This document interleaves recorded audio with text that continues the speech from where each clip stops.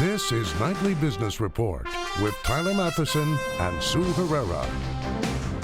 Not worried why Warren Buffett, arguably the most influential investor of our time, isn't bothered by this volatile market, which saw another monster move today. Recess is over. Congress is back in session with a jam-packed agenda and not much time to get it all done. Under stress, what Europe's migrant crisis may mean for that region's fragile economies. All that and more tonight on Nightly Business Report for Tuesday, September 8th.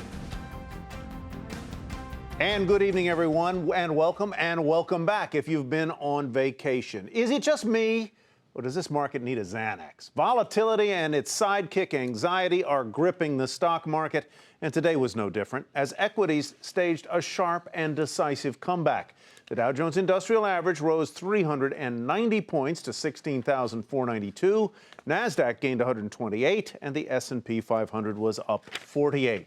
For the blue chip Dow Index, it's the 12th triple-digit move in the last 14 trading days. Since August 19th, there have been only 2 sessions with moves up or down less than 100 points. And it's all of those big, wild, white-knuckle market swings that have put many investors on edge. But not all of them. The most respected and most influential investor of our time, Warren Buffett, isn't worried about this market. That's what he said today to Becky Quick, who spoke with him in New York City. And he explained why up days are nice, but down days are better, because he gets to buy what he likes at a cheaper price. I'm no good on what's going on in markets. I have no idea what will happen tomorrow or next week. And sometimes they get very volatile like this, and other times they put you to sleep. But the important thing is where they're going to be in 5 or 10 years, and I'm confident they'll be considerably higher in 10 years, and I really have no idea where they'll be in 10 days or 10 months. If we're buying a stock, we usually try and buy a given percentage of the volume that trades that day. Same way if we're selling, although we don't sell very often. Down days I like because we buy them cheaper, and we don't try to really figure out what's going on in markets. I've never been any good at it. We also got the chance to talk to Buffett about what he thinks when it comes to the economy. And we have gotten some very strong economic numbers lately, like that last jobs report or the number of auto sales that have been happening on a monthly basis. However, Buffett looks at this a little bit differently. He thinks that what's really happening right now is economic growth of about 2 to 2.5%, kind of slogging through like we've been doing for the last 5 or 6 years. However, he says those most recent economic reports will make it much more difficult for the Fed when they meet next week to decide whether to raise rates. In economics, you can never just do one thing. There's always and then what. And I think the and then what of moving rates up substantially while Europe's trying to keep them very low could have some consequences down the line. Of course, one of the most likely negative consequences for the United States would be that if the U.S. Fed raises rates while other central banks are keeping rates low, that would mean that the dollar would strengthen, and that's bad news for American exporters. For Nightly Business Report, I'm Becky Quick in New York. Mr. Buffett also told Becky that he purchased more shares of IBM in the third quarter, but didn't specify the size of the investment. On Bank of America, Buffett reiterated his support for the CEO there, Brian Moynihan, saying he opposes a split of the CEO and chairman titles. As we heard, Mr. Buffett also talked about the Federal Reserve. And today, the World Bank said the U.S. central bank should not raise interest rates until the global economy stabilizes. In an interview with the Financial Times, that organization's chief economist said the Fed risks triggering, quote, panic and turmoil, end quote, in emerging markets if it opts to hike interest rates at its next meeting next week. Well, with today's move higher, is it possible that the worst of the selling is behind us? Joining us, veteran financial journalist and good friend and author, Ron Insana. Good to see you, Ron. Thanks for coming in. Thanks for having me. You make the point in this article that this market is oversold for several reasons. Mr. Buffett talked a little bit about the Fed, and you talked about the Fed as well in your article. Yeah, so I think, and Tyler, I think the Fed may very well delay a rate hike beyond September just because of the turbulence we've seen in China, in emerging markets, broadly speaking, even in Europe. Having said that, I still think that what happened in the last several weeks in the stock market here in the U.S. is a correction and nothing more. It's usually every 18 months. That was been 46 months or so since we've had one.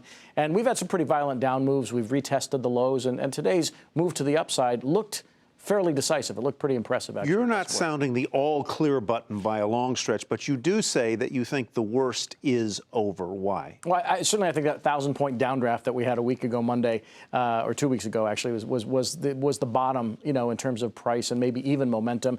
And look, the economy in the U.S. relative to the rest of the world is actually still doing pretty well. I'm not so sure that the rest of the world can avoid a bear market, whether it's China, which is already in one, Hong Kong, Japan has wiped out all its gains for 2015. In India, their major average is down 17% from its all-time high. So other markets, I think, have more trouble. And I agree that if the Fed were to raise rates, it's going to exacerbate some of those problems we've already seen manifest themselves around the world. The U.S. could probably handle a quarter-point hike. It would probably be best to wait, though, till some of these problems die down. You made two observations based on your longtime mentor in the market, Stan Druckenmiller, that bailouts are bullish. Yes. So we've had that. And they have more. And they've had more, exactly. And there are only two causes for bear markets, rising interest rates and wars. And that's where you made the point that the bond market has kind of factored in the eventual rate hike by the Fed. Yeah, and typically it's a rate hike cycle that triggers a bear market. In other words, the Fed usually raises 3 or more times. They raise substantially off whatever the recent low was. And it doesn't seem like that's going to be the case here. We may have a case of one and done. The Fed, if they do move this month or in December, they may move and then wait for a long period before they even try to raise rates again so they can factor in the market's response, the economic response, the global response to the first move off zero. And as Stan Druckenmiller told me, it's the uncertainty leading up to war that also can create a bear market in stocks. So that's certainly not an environment we're in, even though there are more than enough hotspots around the world. Of all the, let's call them developed markets in the world, and I would include China's as a developed market, it certainly is developing. Which are the one or two that you like the best today? U.S. and Europe. I mean, I think when you really look at things, where you see the most economic stability and where you see improvement in Europe, where you see the most political stability, certainly here in the United States, where you see the rules of the game relatively well known compared to Russia or China or some of the other big markets, the U.S. is still the best game in town. I don't even think it's, the best house in a bad neighborhood. I just think it's a really good house. And you have corrections, you have pullbacks. There are no ingredients for a bear market, no ingredients for a recession. So if you've been bottom picking during this period of volatility, you've made some money. Excellent. Excellent place to leave it. Thanks, Ron. Good to see you. Good to see you. Ron and Sana. Good to see you. China's slowing economy has been one of the major concerns for the market in recent weeks, and now there may be even more reason to worry. The Organization for Economic Cooperation and Development said China's economy will continue to slow, and it's not just China, but also the U.S. and U.K. that are vulnerable. The research body says if the slowdown deepens, it would spell another disappointing year for the global economy. And the latest sign that China's economy is slowing came overnight when a report on exports and imports showed a contraction last month. Imports tumbled more than 13% from a year earlier, much more than expected. That weak data also fueled bets that the government might implement further stimulus measures to support that country's economy, contributing in part to today's optimism. And picking up on what Ron and Sana just said, it was the opposite story over in Germany, Europe's largest economy, which saw imports and exports rise to record levels in July. The head of the German Trade Association is reported to have said that Germany will set another export record this year, despite concerns over China, which is its fourth biggest export market in 2014. Meantime, Germany finds itself in the middle of Europe's migrant crisis. A German official said that country can sustain up to 500,000 or more new asylum seekers every year. This as thousands of people make their way from the war-torn Middle East in what has become the biggest migration wave since World War II. Other countries have also said that they will open their borders. And as Hadley Gamble reports from London, Europe's fragile economies are bracing for the influx. It's a crisis unlike any Europe has seen since the Second World War. A security, logistics, and economic nightmare, and a watershed moment for European leaders as pictures like these dominate headlines across the continent. So hundreds of thousands of migrants making a perilous journey. But the big question here in Europe, what kind of reception should they receive? A major shift in public opinion has forced the leaders of France, Germany, and even the UK to say there is more room. But the sheer numbers have already prompted a major backlash. And when it comes to setting quotas, even those in Brussels may not be prepared to meet the challenge. An earlier plan floated by the European Union's president suggesting refugees be divvied up by country, with wealthier nations bearing the brunt, provoked public outcry even within Europe's wealthiest nation. Germany has said it plans to absorb as many as 800,000 people this year, but cautioned that it doesn't have the resources to continue at that level. France and the UK have announced that they're prepared to take in thousands of refugees as well, but want to distinguish, they say, between those who truly deserve asylum and those seeking merely material gain. Given the scale of the crisis and the suffering of the Syrian people, it is right that we should do much more. So, Mr. Speaker, we are proposing that Britain should resettle up to 20,000 Syrian refugees over the rest of this Parliament.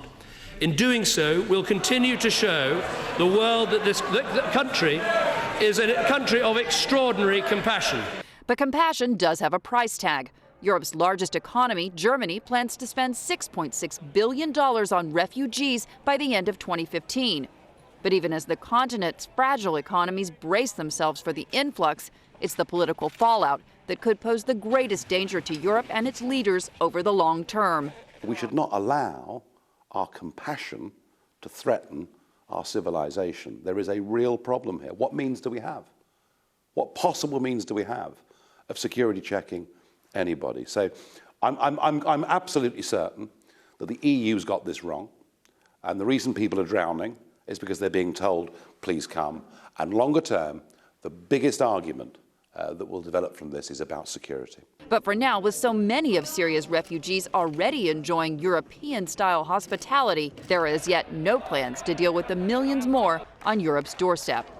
For Nightly Business Report, I'm Hadley Gamble.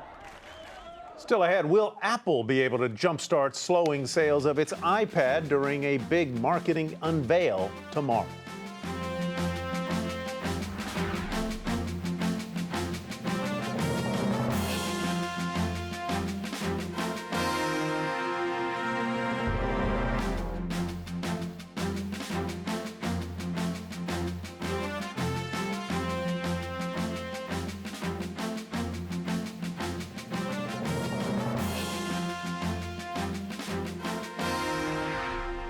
Congress is back from summer recess today, and it has a lot on its plate, but only a few weeks to work out some major issues, including how to fund the federal government in the new fiscal year and whether it will approve the Iran nuclear deal that Republicans oppose.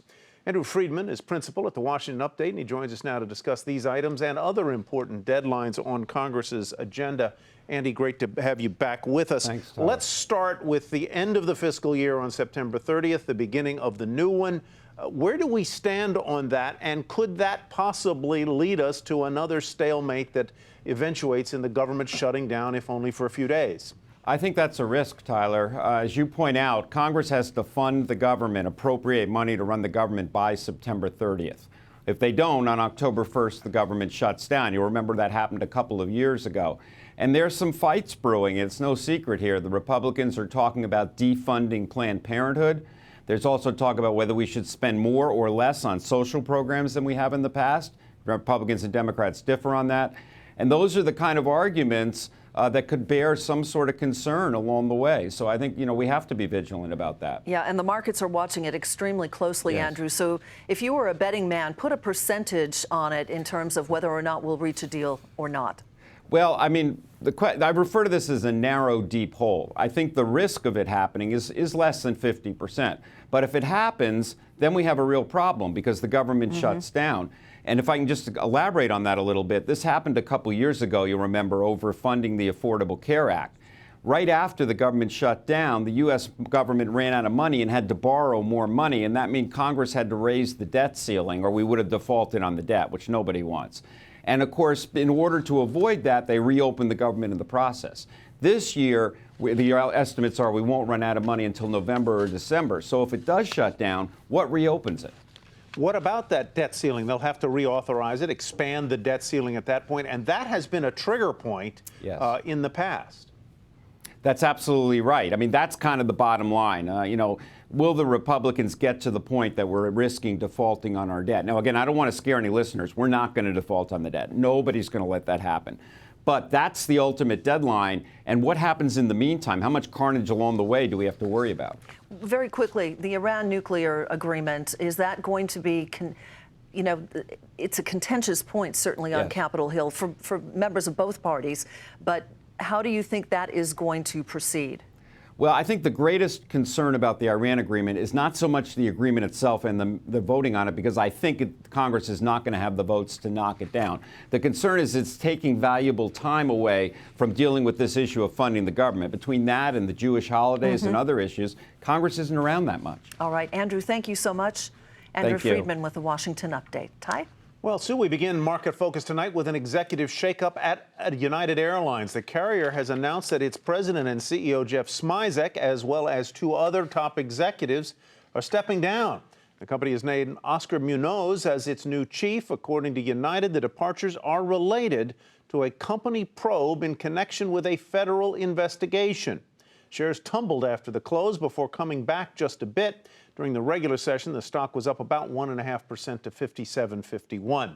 An update now on the General Electric Alstom deal. GE did get the okay from Europe's antitrust authority today to let its purchase of Alstom's power unit go ahead. This after GE pledged to sell gas turbine assets to an Italian rival to ease antitrust concerns. The stock was up 4% to $24.96.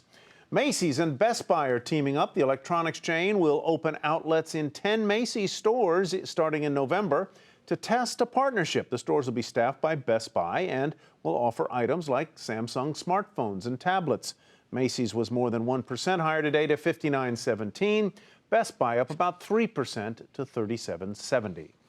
And continuing with the deal theme, TECO Energy saw its shares jump as investors got a chance to react to the news that it will be purchased by Emera. The move will increase the Canadian utility company's utility assets and give it a larger presence here in the U.S. Shares surged 25% to $26.34.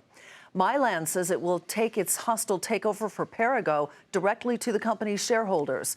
This as Perrigo has turned down several offers, including its latest $27 billion bid. Mylan was more than 1% higher to $48.72. Perrigo rose 1% to $180.65. Yahoo receiving an unfavorable ruling by the Internal Revenue Service. The company's request for a tax-free spin-off of its shares of Alibaba was denied. Yahoo said in January that it would spin off nearly 400 million shares of Alibaba into a new entity. Shares fell on the news in after-hours trading. During the regular session, the stock fell 2% to $30.90. More consolidation to tell you about in the media biz. Media General will buy Meredith Corp in a deal worth about $2.5 billion. That'll create the 3rd largest local station owner, broadcaster, in the country. Shares of Meredith popped while Media General tumbled. That's just one example of a media industry that is in flux, with the rise of streaming video pushing big brands to offer more options and traditional players to retrench and team up. Julia Borston has more on the changing landscape. Whether it's watching a Disney movie or NFL game on the go, or streaming videos for free on your phone, media giants are giving consumers more choices than ever. Disney's expanding its cloud movie app, Disney Movies Everywhere, to Amazon and Microsoft devices, expanding to Roku and Android TV next week. This after launching on iTunes, Google Play, and Walmart's Vudu last year. Disney's encouraging consumers to buy a digital movie by offering access to it anywhere on any device. So there is a moment in time now where things are shifting in a much more pronounced way, and the companies probably have to accelerate their innovation and their need to take advantage of the market environment to create more scale and balance for themselves vis-a-vis not just the media companies, but the technology industry, who have become a lot more powerful and a lot more innovative. Verizon's innovating and diversifying away from its core mobile service, launching a new ad-supported streaming app with episodes from Comedy Central, the NFL Network, and the Food Network, plus clips from Awesomeness TV and Vice, among others. Verizon's looking to build a mobile advertising business as well as drive streaming, which eats up data. It's all part of a larger trend of giving consumers what they want when they want it, which increasingly means going outside traditional television. The NFL today launching a new $99 per season subscription service. NFL Game Pass will allow subscribers to watch on their TVs games as soon as they're over, to listen to regular season games live, plus they'll get different camera angles and additional content. I think 2015 is a real game-changing year, sorry for the pun, but because you've seen so much growth in these pure play native digital applications like Netflix, like Hulu, how Amazon Prime has grown over the years. It's just this time where so many people are consuming so much video content. I mean, I think the rough number is there are 190 million viewers of online video every month right now. And that is just a scale of audience that we've never seen before. And to keep up, traditional TV companies are looking to scale to stay ahead. Media General, which owns 71 TV stations, is buying Meredith Corp, with 17 TV stations and magazines targeting women. The cost of the deal? $2.4 billion in cash and stock. So who's the ultimate winner in this shifting media landscape? Consumers, who now have more options than ever. For Nightly Business Report, I'm Julia Borston in Los Angeles. Expectations are high, as they usually are for an Apple event. Tomorrow, the Dow component is widely expected to unveil new iPhones, the device that is responsible for billions of dollars in revenue every quarter for the company. Ahead of the event, shares finished the day higher by more than 2.5%. Josh Lipton has more on what to expect. Apple CEO Tim Cook calls the iPhone's recent success stellar. These numbers are unheard of. But the question is whether the momentum will continue. Tomorrow, Apple is expected to unveil the new iPhone 6s with a faster processor, improved camera, and pressure-sensitive display. But there are concerns about whether iPhone units will grow in the quarters ahead. The worries? Tougher comps, a slowing Chinese economy, and a maturing smartphone market. Yet Apple is taking share from rivals like Samsung, and there are a lot of iPhone users who could be waiting to upgrade.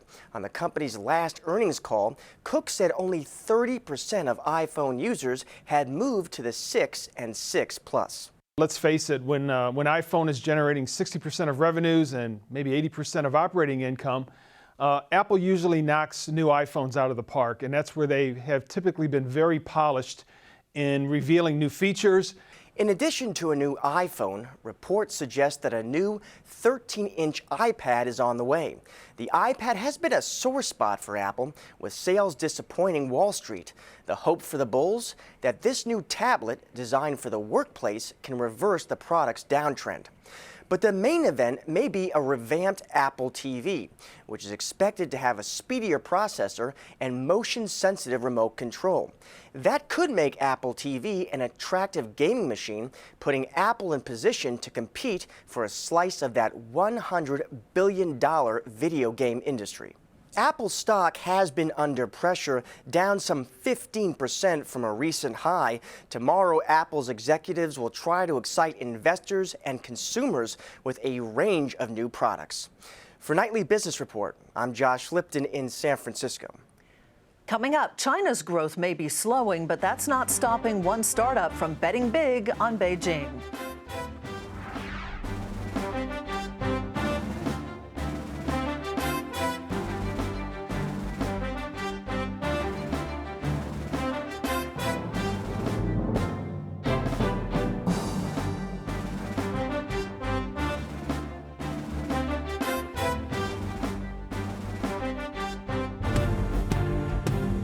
Here's what to watch tomorrow besides Apple's big event. On the data front, mortgage applications are out. We'll get some numbers there. Also a read on employment with the Job Openings and Labor Turnover Survey, otherwise known as JOLTS. And that's what to watch Wednesday.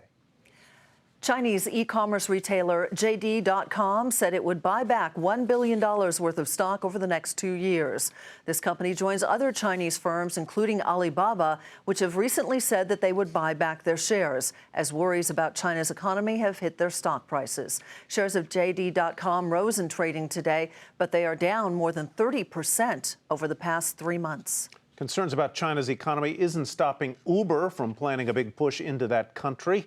The ride-hailing company, now valued at more than $50 billion, says that within the next 12 months, it will operate in 100 Chinese cities, twice as many as previously estimated. The startup has already seen its market share in that country grow exponentially since the start of the year. But as Eunice Yoon tells us, for Uber drivers, it's been anything but a smooth ride. When Uber driver Liu Mindong hits the road in Beijing, she's watching more than the rush hour traffic. Every day, Liu fires up her Uber app to find passengers, earning at least $1,300 a month, nearly 3 times what she earned in her last job as an assistant. but she's never quite sure if the next pickup will be her last. We Uber drivers are all worried about our cars being stopped and detained, she says. That's because Uber operates in a legal gray area in China. Unclear regulations for all ride-sharing businesses here has led to government raids on Uber offices and spooked drivers like Liu, who fear being caught by the authorities. All Uber drivers discuss the police sting operations every day in online chat groups, she says. Uber's seen spectacular growth here, thanks in part to its People's Car campaign. The company says it has around a third of the market and boasts more than 1 million trips a day. Uber also faces stiff competition from local rivals like Car Inc., which launched a campaign featuring celebrities to beat you, as well as taxi hailing apps like Didi Kuaidi, backed by internet giants Alibaba and Tencent. Uber's success has also threatened the livelihood of drivers for the traditional taxi business. Taxi drivers are complaining that companies like Uber are putting them out of business, so many of them have been organizing strikes across the country in protest. Driver Liu hopes Uber will work out what she believes is the biggest obstacle of all. We hope Uber headquarters can coordinate with the government, she says, and give us Uber drivers a sense of security. For Nightly Business Report, I'm Eunice Yoon in Beijing. Uber's recently raised another $1.2 billion in venture capital from Chinese investors, while one of its rivals in that country, Didi Kuaidi, is reportedly in the middle of raising close to $3 billion. Sue, I thought Didi Kuaidi was the Yankees shortstop. No, that's Didi Gregorius. Oh, it's so good to have you back. Good to be here. Missed you. That does it for us for tonight. I'm Sue Herrera. Thanks for joining us. And I'm Tyler Matheson. Thanks for me as well. Have a great evening, everybody. We'll see you right here tomorrow night.